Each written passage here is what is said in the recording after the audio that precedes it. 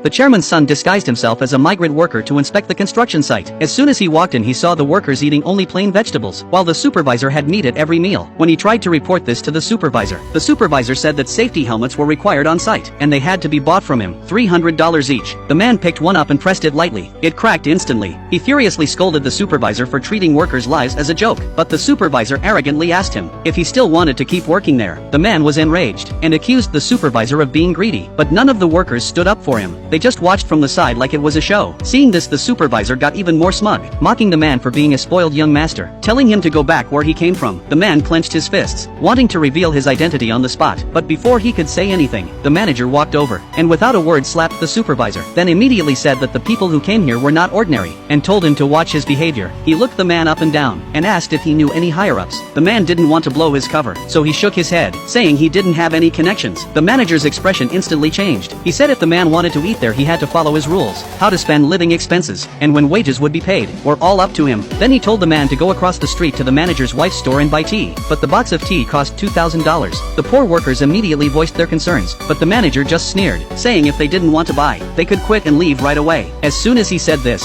the workers went silent, because buying the tea only cost $2,000, but not buying might cost them their jobs. This scene made the man extremely angry. He never imagined his family's construction site was full of corruption, so he immediately pulled out his phone and texted his assistant to come over, then coldly told the manager that he had recorded the whole thing and was going to expose it. The manager's face instantly changed. He raised his fist and tried to hit the man, then dragged him to the backyard, threatening to silence him forever. Just then the man's assistant arrived. The manager had no choice but to greet her. He took out a big gift he had prepared, but the assistant didn't even look at it. She calmly said she was there to inspect work, not accept bribes, then ordered him to gather all the workers immediately. But she couldn't find the man anywhere, and started to sense something was wrong. Suddenly, a commotion came from the backyard. Her face changed, and she immediately ran toward the sound. By then the man had already been thrown into a deep pit. The supervisor was operating the excavator, preparing to bury him, when the assistant's voice came from the distance.